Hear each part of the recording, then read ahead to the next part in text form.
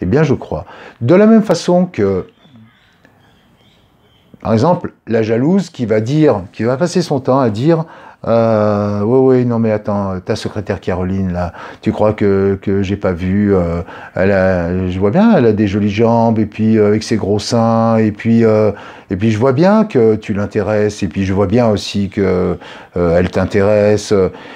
Eh bien, au bout d'un moment, peut-être que monsieur va pouvoir en arriver à se dire, tiens, c'est vrai, mais j'avais jamais pensé. C'est vrai que parfois Caroline, elle me regarde avec des yeux un peu intéressés, etc. Et de cette façon-là, la jalouse va faire naître dans l'esprit de son compagnon l'éventualité de peut-être une relation, une histoire, en tout cas l'idée d'une histoire. L'idée d'une histoire. De la même façon, moi je pense que le partenaire du jaloux, à force d'être immergé dans ce processus qui est un processus pervers, mais pas au sens pervers tel qu'on a l'habitude de l'entendre et de le lire dans les magazines, mais c'est cette notion de possession. À force d'être immergé là-dedans, si le partenaire ne va pas à un moment consulter, mais simplement pour avoir un alter ego à qui parler, déposer, parler de sa souffrance, parler de ses doutes, je pense qu'il peut y avoir une espèce de contamination. Et petit à petit, ça peut aussi déclencher un syndrome de jalousie chez le partenaire, en réponse, mais par contamination, en réponse à la pathologie du jaloux ou de la jalouse originelle.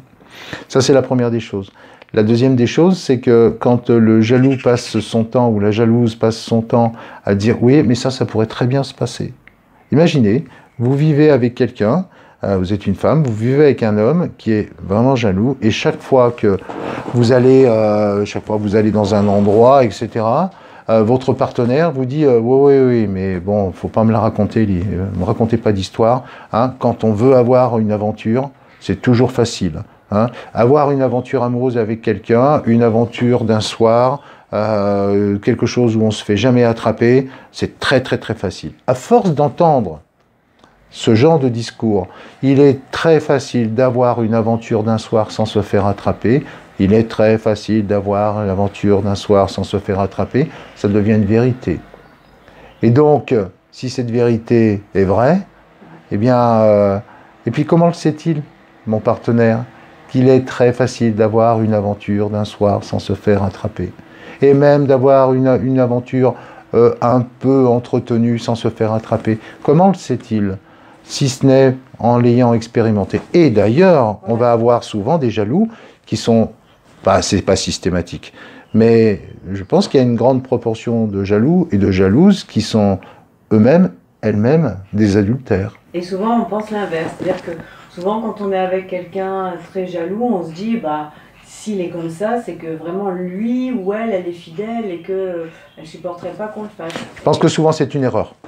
Je pense que c'est souvent une erreur, c'est que si je n'ai jamais commis d'acte de trahison dans le pacte amoureux, j'aurais moins facilement tendance à adhérer à des scénarios de trahison. Si j'ai moi-même orchestré des actes de trahison, si j'ai moi-même trompé, je sais que c'est possible, puisque je l'ai fait. Donc l'acte transgressif qui est de tromper l'autre, quelle que soit la façon, hein, en nourrissant un sentiment amoureux comme en ayant une relation sexuelle avec, hein, peu importe. Je sais que c'est possible puisque je l'ai fait. Et donc, si c'est possible parce que je l'ai fait, pourquoi est-ce que lui ou elle ne serait pas capable de le faire ? Donc ça, il y a vraiment ces contaminations qui sont réciproques. Je pense que à terme, le jaloux ou la jalouse peut rendre le partenaire ou la partenaire aussi plus ou moins jaloux, mais de façon pathologique. Faire en sorte que le partenaire sorte de la zone de la jalousie ordinaire pour basculer dans quelque chose qui est pathologique.